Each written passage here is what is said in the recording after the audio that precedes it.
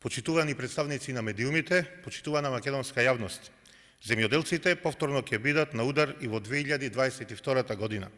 Во најважниот програмски документ, предлог на буџетот за 2022 година, кој го предлага владата, земјоделците повторно се понижени.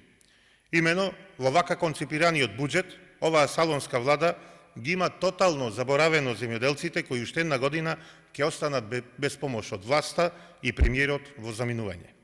Во овој буџет, во ниту една ставка нема да најдете ниту едно евро плюс, кој што ќе оди во насока на зголемување на стандардот на земјоделците и засилување на земјоделските капацитети во Република Македонија.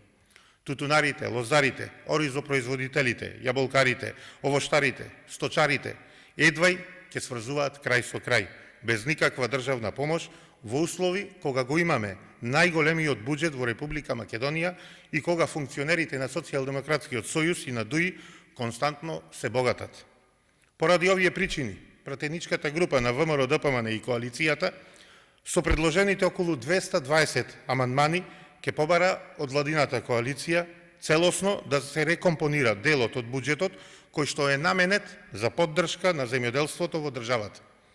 Не може повеќе да има милијарди и милијарди за набавка на мебел, луксузни возила на функционерите, партиски вработувања, договорни услуги и разни трансфери, а да нема за навремена исплата на субвенциите, за набавка на современа земјоделска механизација, за зголемување на земјоделските капацитети и за потенцијална исплата на евентуални штети кои би им се случиле.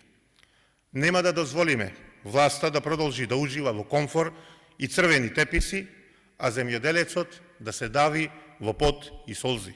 За таа цел ги повикуваме пратениците од коалицијата на Социјалдемократскиот сојуз и ДУИ да се вразумат, за миг да заборават на тендерите и личните удобства и да му помогнат на напатениот македонски земјоделец и сточар, кој што во изминатите 5 години го донесоа на питачки стап.